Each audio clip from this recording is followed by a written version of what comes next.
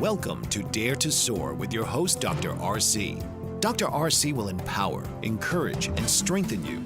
She will help you to soar to your highest potential while instilling hope. Please welcome the host of Dare to Soar, Dr. RC.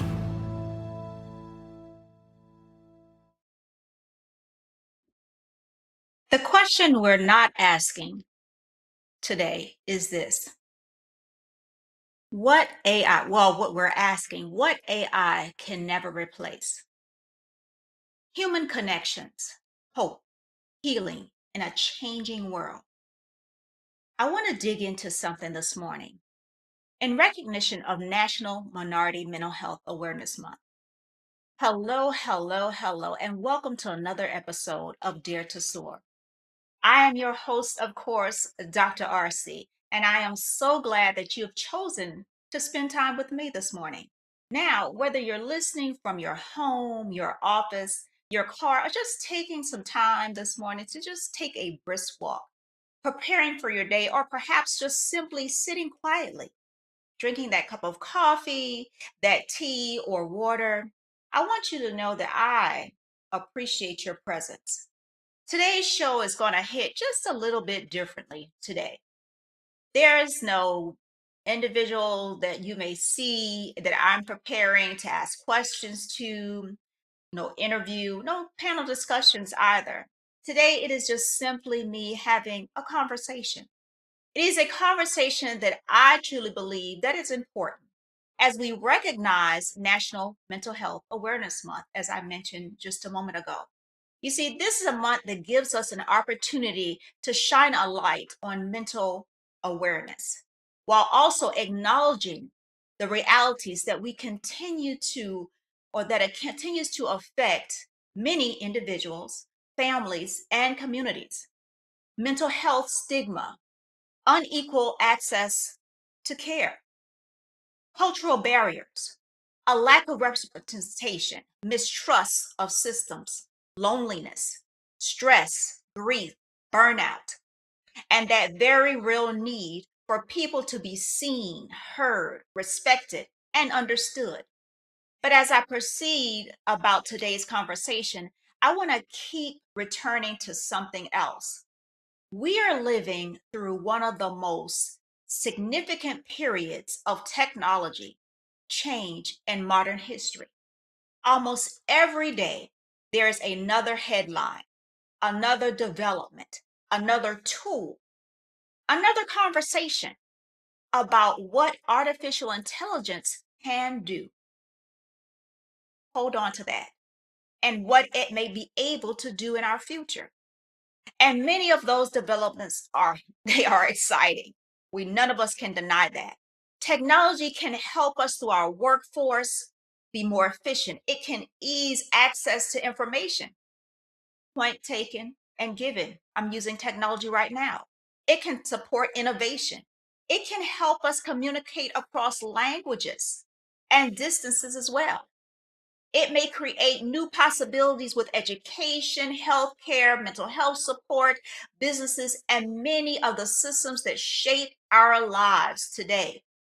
But today, I do not want to spend an hour talking about everything artificial intelligence can do. I want us to consider something different. What can it never replace? I want to let that land. I want you to sit with that question just for a moment. What can technology never replace in your life?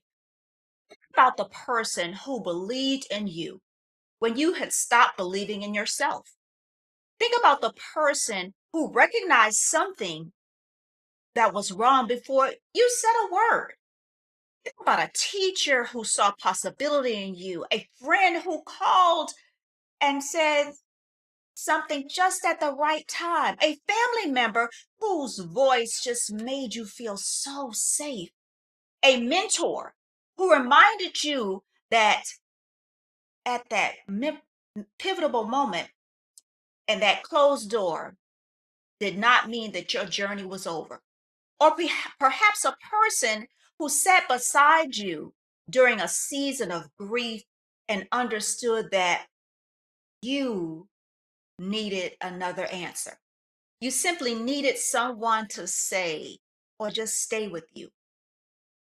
These are moments in life when information is not just that, it's what you need most. We need connections. These are moments you see when life gives us those pivotal things that we have to say, we have to hold on to, when we need someone willing to hear us. And these are the moments where the most powerful thing that we can give is another person that can offer is that information. And just not advice, it's presence. This is where I want our conversation to begin today. Because when we talk about mental health, especially within our communities where people may already be navigating stigma, barriers to care, cultural misunderstandings, or generations of silence around mental health, human connection truly matters. People need to have safe places to speak. People need to know that asking for support will not result in shame. People need resources that are accessible. They need systems they can trust. They need professionals who are willing to listen. And sometimes they simply need another human being noticing that it's okay. Throughout my work, you see, as a social worker, educator, advocate, and leader, and simply as a human being navigating my own life experiences, I've learned that something that sounds just like this, and it's been tremendous. People need people. And I sometimes wonder whether rushing towards greater efficiency and constantly connecting, we're beginning to forget just that. We have more ways to communicate than ever before. And through these generations, yet many people still feel profoundly alone. And we can send this message across the world in seconds, yet sometimes people still struggle with meaningful conversations with someone sitting right across the table for them. We have access to information and the clock, yet they still are searching for a safe place to say, I am struggling, I am tired, I'm grieving, I am overwhelmed, and I am afraid. So today I want to talk to you about things that cannot simply be downloaded automatically or manufactured. It is time for a commercial break. I'm going to land on that. I'll be right back after this commercial break. Dr. RC will share extraordinary resources and services that promote educational success as well as making a difference in the lives of all social workers as well as the lives of children, adolescents, and teens of today. She will have open discussions addressing many of the issues that we face about our youth and how being employed in the uniquely skilled profession of social work for over 18 years has taught invaluable lessons through her personal experiences. She will also provide real-life facts, examples, and personal stories that will confirm that why serving as a child advocate is extremely beneficial when addressing the needs of the whole child. Listen live to Dare to Soar, Saturdays 10 a.m. Eastern, as Dr. RC will provide thought-provoking information that will empower, encourage, and strengthen students, families, and communities across our nation. You can also visit her at soarwithkatie.com. Author, radio show host, and coach John M. Hawkins reveals strategies to help gain perspective, build confidence, find clarity, achieve goals. John M. Hawkins' new book, Coached to Greatness: Unlock Your Full Potential with Limitless Growth, published by iUniverse. Hawkins reveals strategies to help readers accomplish more. He believes the book can coach them to greatness. Hawkins says that the best athletes get to the top of their sport with the help of coaches, mentors, and others. He shares guidance that helps readers reflect on what motivates them, We discover and assess their core values, philosophies, and competencies, find settings that allow them to be the most productive, and track their progress towards accomplishing goals.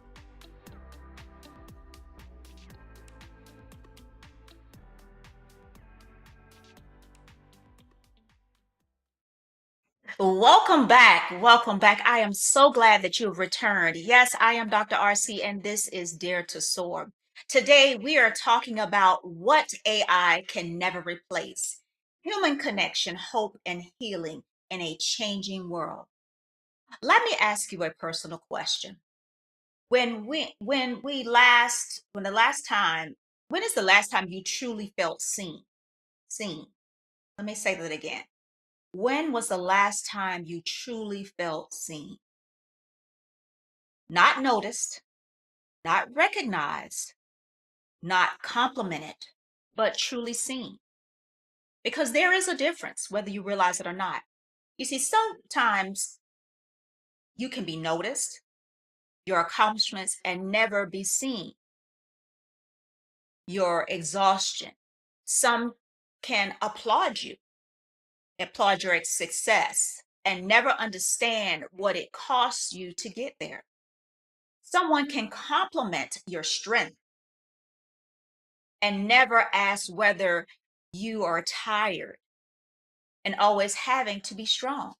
Sometimes someone can know little about your title or about your resume, your awards, your professional accomplishments, and still know very little about you, about what you're carrying. See, to be seen is different. To be seen means that someone recognizes the human being beneath the performance. And I believe that this is especially important when we talk about mental wellness. And it is. I want you to sit with that for a second. Sometimes people become so good at functioning that everyone assumes they are fine. They continue walking, meeting deadlines, answering telephones, supporting everyone and themselves as well, smiling for pictures, encouraging others, continuing to show up, as I'm sure that many of us do. And yet, quietly, they may be carrying something incredibly heavy. This is one of the reasons human connections matter. Sometimes a caring person notices that silence behind the smile.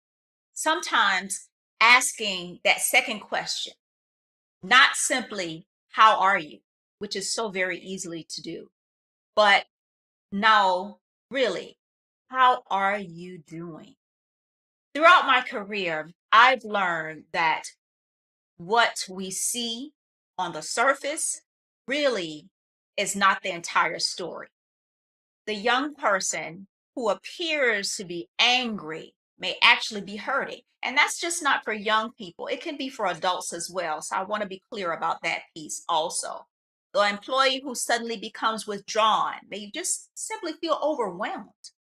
The colleague who becomes usually quiet may feel like they're navigating something that no one knows about. The friend who just generally repeats saying, I'm fine, may be hoping that someone creates enough of a safety space or a safe space for more truth to be shared or a truthful answer to be given. The leader who appears to have everything under control may be privately wondering, who is there for me? This is why being seen matters.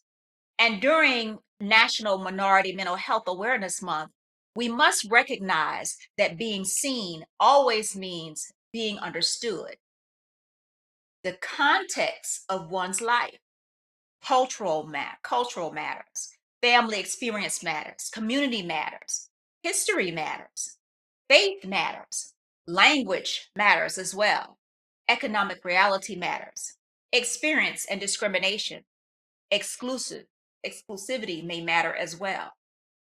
And no two people experience things in the exact same way either. We have to be careful not to assume that everyone within our particular community thinks alike. Let that sit for a moment. Heroes alike seek support in the same way either, or has the same experiences. Cultural responsiveness begins with humility. It begins with just simply recognize that I can be professionally trained and still have something to learn. And one thing I like to share is that when I stop learning, I stop living. And that's true. We learn something new each and every day. Just from simply someone may be sitting across from you, or you may be earshot of hearing something and picking up something and have an aha moment. It means that being curious enough to ask rather than assuming we already know something. Sometimes the most meaningful questions are simply, tell me more about what it is that has those questions, those burning questions. What does support look like for you? What do you need right now? What do people look what does it look like when people need trust? What would it look like for me to listen? Or what would you like help with? Or is it that you need help thinking through? What are some options? Those are questions that communicate more importantly. Be respectful when you think about these things, and respect the foundation of trust as well. Sharing and grief, these are things that help understanding, help that human connection as well. You see, that experience stays with me because it reminds me that sometimes we are so focused on our responding to what people are doing that oftentimes we forget, because being curious about what they may be experiencing. But we have to be conscientious about that. It's time for another commercial break. I'm going to let you hold on to that. I'll be right back. Did you know that your beliefs create your entire reality, but it's the subconscious beliefs that do most of the creating? Belief shifter and life coach Shiraz can help you identify those limiting beliefs and eliminate them, often in a single session. Like it was almost instant, like I had relief right away. Creating better health, relationships, careers, and finances. Let Shiraz help you step out of safety and into awareness. Definitely something's happening. It's like a flow inside. It feels good. Whether in person or online, Shiraz provides personal coaching, belief shifting. Visit Shiraz at energeticmagic.com or call 416-529-7429. Energetic Magic. Find your greater happiness. Be well. Be aware. Be magical.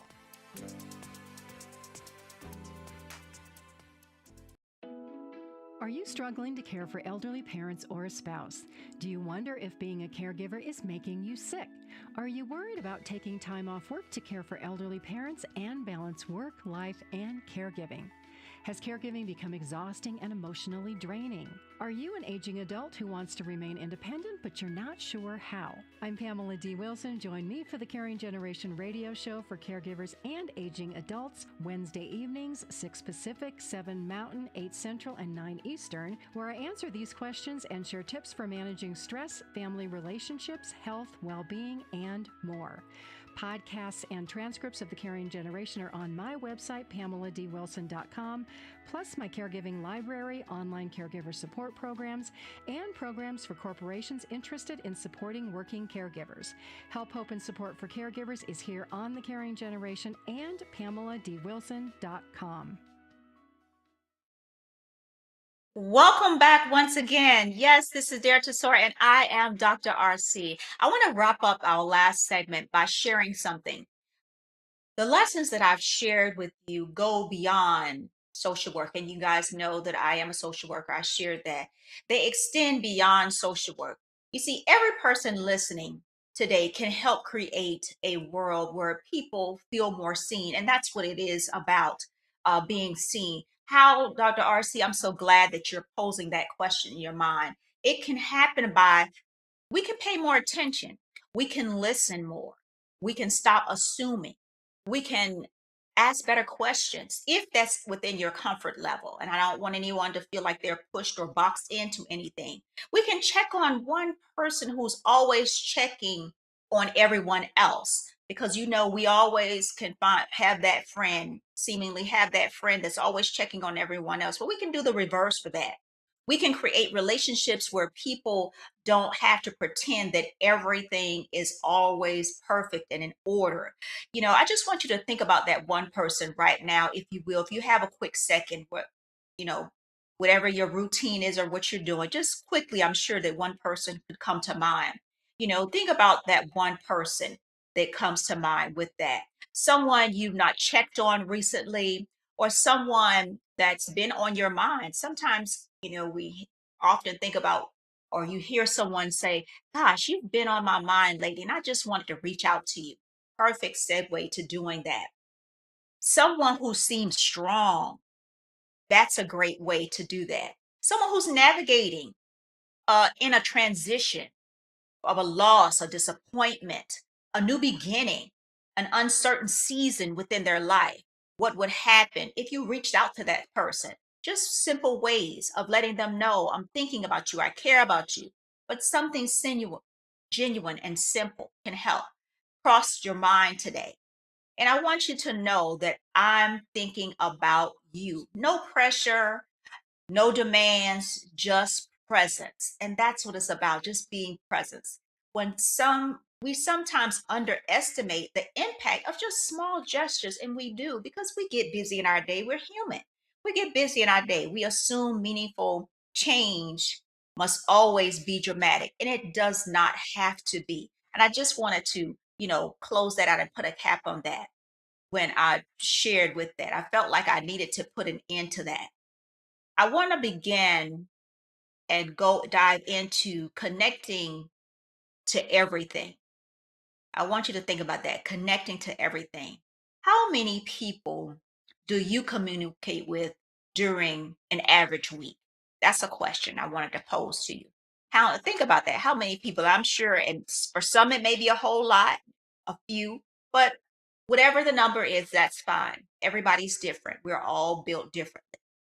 Now, here is a little bit of a more difficult question. How many people do you really know how they're doing when you ask that question?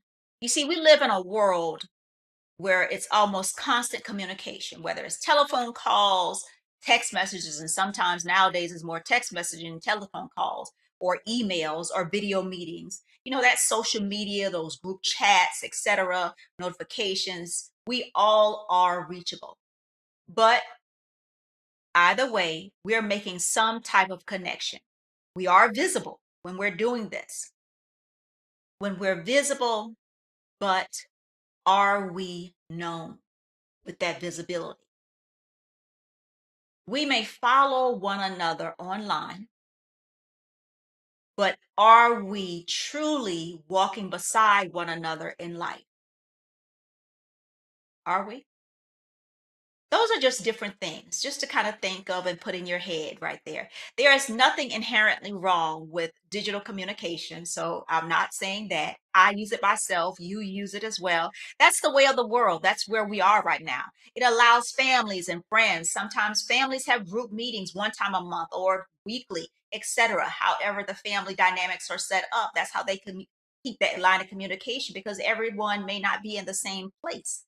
And that's how they keep that line, that connection going. Friends do the same thing. It allows us to learn one another, keep that connection, that contact with one another. It gives people opportunities to share their voices and their stories. And that was a biggie during COVID, if you all can recall. Ooh, we never want to go back to that again, if at all possible. But I think we have to be careful not to confuse access to people with the closeness to people as well. A person can be surrounded by communication and still feel emotionally alone. Yes, they can. Let that land with you for a moment. A person can receive hundreds of birthday messages and still wonder who they are, especially when a crisis occurs. A person can have thousands of followers and still feel desperately in need of one safe conversation. During National Minority Mental Health Awareness Month, the importance is safe conversations, and that cannot be overstated. And some families and communities, not all, so Dr. RC is not saying all, and certainly not exactly in the same way, they may be cultural messages that make conversations about mental health more difficult.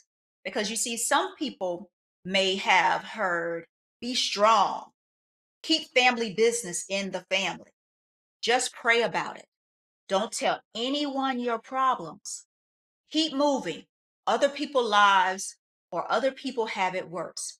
And sometimes these messages are rooted in survival, and they truly are, because I've heard some of doing the work that I do, I've heard these same things myself. Sometimes they come from generations of people who endured circumstances where formal support was unavailable, inaccessible, unaffordable, culturally unresponsive, or simply not trusted. And those are facts. That context matters. We should not discuss stigma without also understanding history, and that is important, or just lived experience. That is also important. But at the same time, we can honor the resilience of those who come before us while creating healthier languages. And that's important as well. That's critical for the generations coming after us. We can say, you can be strong and need support. That's the reinforcement, and turning that into a positive also. You can have faith and talk about it with mental health professionals. And that's giving a different view of it. You can love your family and acknowledge that something within the family has hurt you. And that's acknowledging it. You can be grateful and still be grieving. You can be successful and still be exhausted. These are facts. You can be resilient and still need rest. And you can be hopeful and still have difficult days. These are not contradictions, they are a part of the complexity of being human. And those are key elements. It is time for another commercial break. I'm going to hold you right there. I'll be right back after this commercial break. Mike Zorek, a three-time California state champion in Greco-Roman wrestling at 114 pounds. Mike, blind since birth, was born in Hartford, Connecticut. He was a six-time national placer, including 2 seconds, 2/3, and 2/4. He also won the Veterans Folk-Style Wrestling twice at 152 pounds. In all these tournaments, he was the only blind competitor.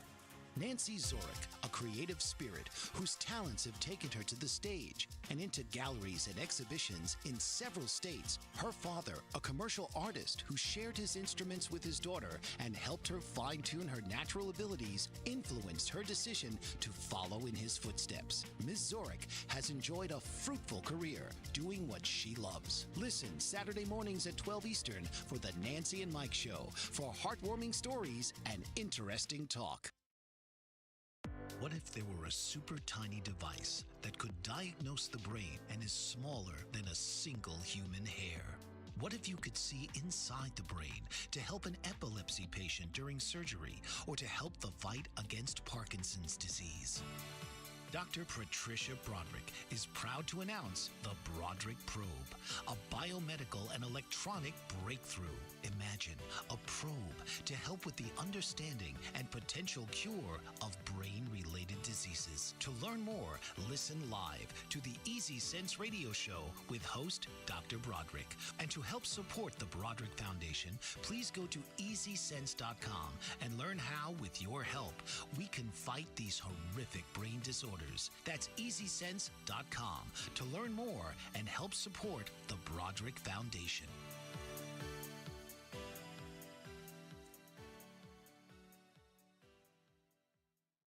Yes, we have returned. I am Dr. RC, and yes, this is Dare to Soar. As we continue on with this conversation just a little bit more, I want to share this with you. I spoke about the complexity of being human and the need for these conversations. And I just wanted to add about faith and professional support, personal resilience and community care, just the reinforcements that we need when we're delving into this portion of it, and the personal resilience and community care as well. Family connection and healthy boundaries, that's important. Hope and giving honesty about it when you go into this conversation. Individual responsibility and systematic accountability also, because we know historically, I shared a little bit earlier what happens to build this up. So it's breaking down those barriers. One does not automatically cancel out the other, but it's important to rebuild it. And perhaps part of what we need is the changing world to in this about the courage to have more complete conversations, the kind where someone can say, "I love my life. I am struggling right now." Having that open conversation. I am grateful for what I have, and I'm grieving what I lost. Being able to openly say those words, I believe these things can get better, but today it is difficult, and I'm going through this. I have been a strong person for everyone else, but right now I need someone to be strong for me, or having that safe space where I can lay everything down or the weight that I'm feeling. Being human, it is complex and it's never easy. And we have to have that connection to be able, our emotional lives are complex as well. Healing is complex, and the complexity deserves more than a quick response. And that's why this is so very important. Listening is an act of respect as well. And saying, "I'm here for you," being in tune. I'm not rushing you. I'm not comparing your pain to mine, because everyone experience is different, and knowing that as well. And I wanted to wrap that up with that. Sometimes it is finally having a place where you can tell your truth. And that's important also, knowing that someone is taking the time to hear you attentively and look at you directly while you're sharing what it is that you're needing to share, because that shows that you care. And that is why I wanted to share what AI can never replace, and lining it up with National Minority Mental Health Awareness Month. Now, as I move on, I want to dive into trust culture and the courage to seek support. And that's why I wanted to give you some precursors before that. Because you see, during National Minority Mental Health Awareness Month, we cannot have a meaningful conversations about mental wellness without talking about trust. That is key. That is important. We often ask, why don't people seek help? But perhaps we need to ask, what experiences have shaped how people view the system designed to help them? That is the key question. This is an important distinction, and it is. For some communities, mistrust did not appear out of nowhere. It did not. It's historical exclusion, discrimination, unequal treatment. These are things that built up to this: lack of representation, cultural misunderstanding, economic barriers as well, and negative experiences within institutions have influenced the way someone or some individuals and families view systems of care. These are facts. We cannot acknowledge stigma while ignoring context. And I want to give you that context. Trust must be earned. And I know this is something that you've heard over and over again. It is earned through respect, consistency, transparency, accountability, representation as well, cultural humility as well, and the willingness to listen when people tell us that a system is not working for them. That is important. That is why I believe our conversation must go beyond telling people, "Go get help." You have to go deeper than that. Yes, seeking support is important. We all know that. We can say that and go around the table time and time again. But we also have a responsibility to ask, is the support accessible? Is it affordable? Is it culturally responsive? Do people know where to find it? Can they get there? Do they feel respected when they arrive? Think about a room and what that feeling, those emotions. Do they see themselves represented in that room? Can they communicate in a language in which they are most comfortable? Or is there someone there that they can connect with that speaks their language, for example? Will there be cultural experiences to be understood rather than judged? Will someone listen to their story? That's important before assuming anything about their needs. These questions matter because these are questions that come up constantly and consistently, and they're not going away. Because sometimes we create systems that are technically available but emotionally inaccessible. The door may be open, but people do not feel welcome walking through it. The service may exist, but people do not trust it. The resources may be listed online saying, yes, we offer all of these things, but people do not have the know how to navigate it. And access to the information, it may be there, but it's not the same access to care. And that distinction is incredibly important in our current conversation about technology. Technology can help us extend our reach. We know this. We've witnessed this. It may help locate resources, improve communication, which we already know, reduce the barriers that we have to filter through. Those possibilities matter. But technology and solutions do not or are not automatically solved by a human trust problem. They're not.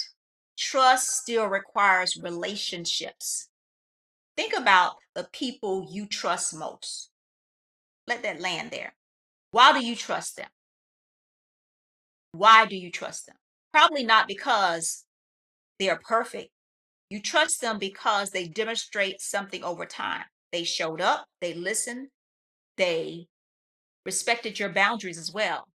They kept your confidence. They remained consistent and they built in moments for you to have that. That requires change and that requires experience.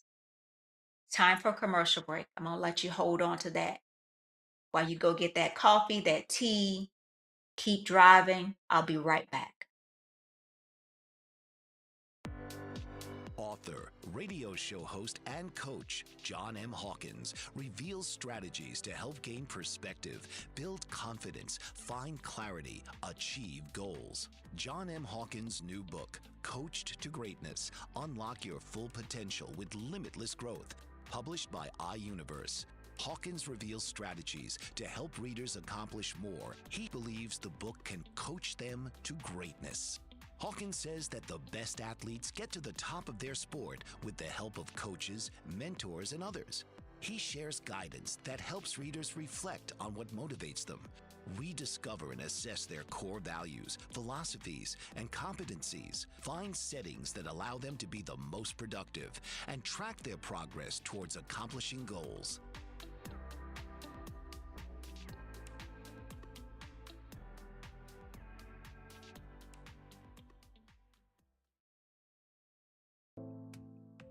Did you know that your beliefs create your entire reality, but it's the subconscious beliefs that do most of the creating? Belief shifter and life coach Shiraz can help you identify those limiting beliefs and eliminate them, often in a single session. Like it was almost instant, like I had relief right away. Creating better health, relationships, careers, and finances. Let Shiraz help you step out of safety and into awareness.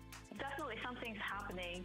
It's like a flow inside. It feels good. Whether in person or online, Shiraz provides personal coaching, belief shifting. Visit Shiraz at energeticmagic.com or call 416-529-7429. Energetic Magic. Find your greater happiness. Be well.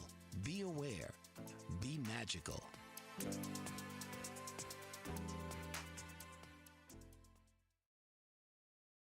Welcome back once again. Yes, you have returned. It's me, Dr. RC. I want to share this quick story with you.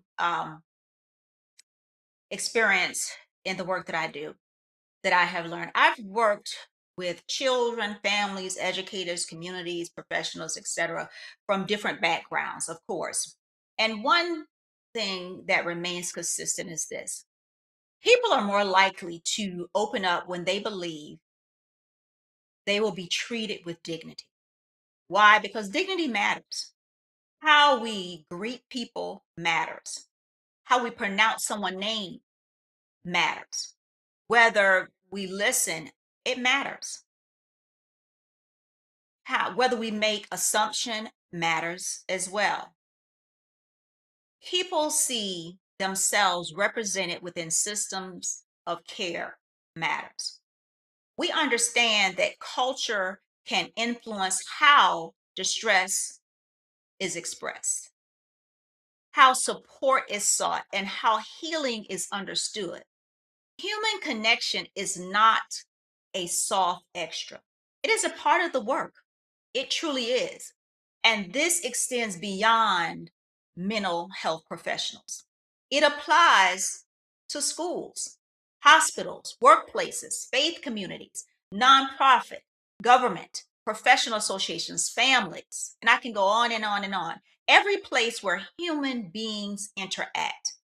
As we recognize National Minority Mental Health Awareness Month, I believe our goal, it must extend beyond encouraging people to seek support. We must continue building systems worthy of their trust. We have to. Systems that listen, learn, respect, and seek to acknowledge history. We have to do that because we have to understand where someone is coming from and what their experience were for us to take them in the direction to where they need to go if we're going to deliver the best services that we can for them. And that's how I want to wrap up that, because that is important. That is important and that's key. If our goal is to provide or to offer or to get to their needs, we have to know that and we have to understand that because that's important for us to do. And with that being said, when we do these things, we bring the strength that we need by giving them the resources that they need. And as I do that, I want to talk directly to the strong people for a few moments. And I believe that we have strength in all of us. You know who you are. And for that, we all, as I said, we all have a strength. You are the people, all of you are individuals that everyone calls on. And your strength may lie at one period of time and a moment that you keep that family together. And your strength may be one thing or another. The one who, you may lead an organization. They may call you to get a family reunion together, or you may be a team leader at your job, or you may be the one who they call for advice, et cetera, et cetera. The one who answers that call, the one who shows up, the dependable one, the resilient one, the strong one. But I have a question. Who checks on you? Who checks on you? In many families and communities, strength is deeply valued. And there are reasons for that. Strength helps generations survive, help families continue to move forward, help communities endure injustice, exclusion, loss, adversity, all of these things. And it helps carry people through circumstances that they never feared. We should honor that resilience, and I want you to honor that. So by doing that, if you reach out to a person or persons, give them their flowers now. But honoring resilience does not mean requiring people to suffer in silence either. Sometimes strength becomes a role that people become afraid to put down, and it does. And sometimes others, so accustomed to our strength, they forget to ask about carrying everything that it becomes so heavy. So let me say this: just because someone carries something well does not mean that it's not too heavy. And that's the truth. There are people listening right now, who have mastered the art of continuing or carrying. They continue through grief, disappointment, rejection, all of these things, uncertainty. They continue these things through transition, and they never ask for assistance. They continue while caring for children, supporting aging parents, leading teams, serving communities, carrying responsibilities. There are few people you ever see stop moving. And because they continue, everyone assumes, oh, she'll be fine, he'll be fine. You'll always figure it out. She'll always figure it out. They're strong. They can push through it. They can move it. They're surviving. They're healing. That's not always the case because it's in the inside. They hurt just like everyone else. They feel disappointments just like everyone else. It's changing. And we have to realize that sometimes. We have to have that understanding. Sometimes they don't want to share their disappointments or experiences, but that's when we reach out to them. And we have to let them know you don't always have to share experiences with anyone. Just remember what it felt like to stand in uncertainty of not knowing what was to come next. And know that they made it through. Or I could be speaking to you, you made it through. And you will, navigating the uncertainty.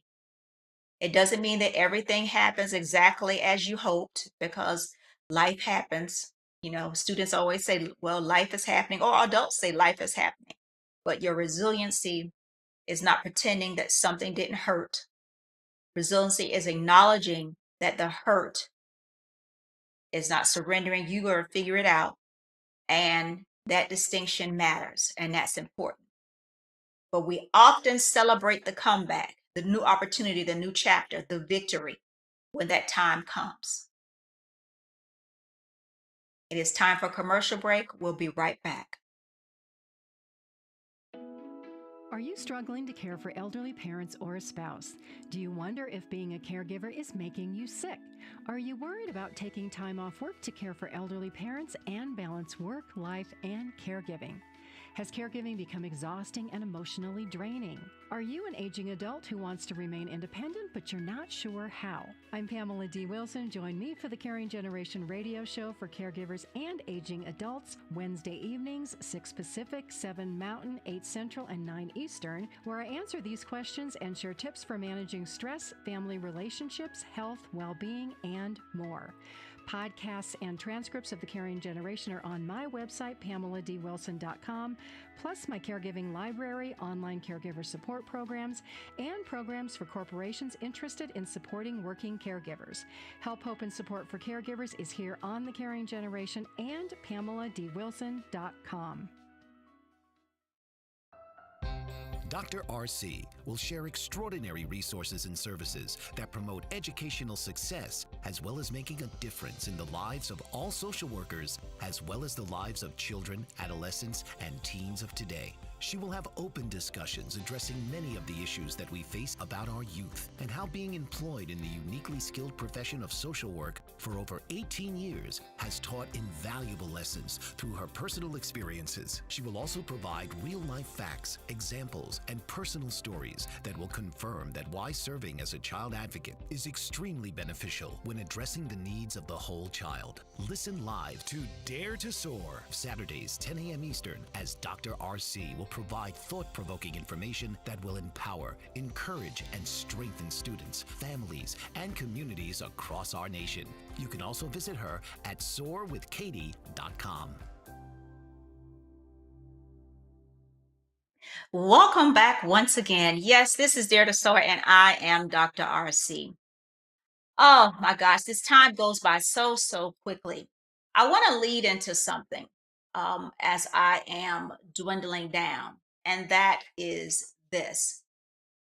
As I give the closeout, I want to close out with a letter for the future. As we begin ending our time together, I want to speak briefly to the future. Perhaps someone listening years from now. So I say this, dear future, I wonder what your world looks like. I wonder what has been invested. I wonder what problems have been solved. I imagine technology has continued to advance in ways we cannot fully envision today. But I hope something else has advanced too. I hope compassion has advanced as well. Across the quality of mental health support and advance, I hope stigma has deceased. I hope cultural response care is something communities still have to fight to receive. Do not still have to fight to receive. I hope people can find support without wondering whether they will be misunderstood, dismissed, or judged. I hope representation has increased. We all hope that. Children grow up knowing, asking for help, and resources are available, and they are not ashamed. I hope leaders have learned that people are not machines. I hope workplaces understand that wellness matters. I hope schools have become places where every child feels seen. Healthcare has become more accessible, equitable, and human. We did not become so impressed by technology and it could do that we forgot people. I hope we still sit together. I hope we still laugh together. I hope we still tell stories. And I hope we still know that quietly someone who is grieving and understand that as well. And I hope that we're able to celebrate together. And I hope we still understand that sometimes the most important thing we can say to one another is simply, I am here. I hope we can give you more than advanced technology. Stories of resilience, systems that are more just, communities where more people belong, doors that are open intentionally, left open behind us. And most of all, I hope we taught you this. No matter how much the world changes, people will always know that they matter as well. Relationships, conversations, a moment where someone shows up in the physical sense as well. These conversations are key, critical, and important. I hope that today's show reminded you to look up, look around, and check in and listen. Rest, reconnect, and support when it is needed, and offer genuine presence when you can. I am Dr. RC. You have been listening to Dare to Soar. Keep believing, keep becoming, and always remember to never be afraid to elevate to new heights as you spread your wings and dare to soar. This has been Dare to Soar with your host, Dr. RC. Come take a ride and soar to your highest level possible each week on Dr. RC's Dare to Soar.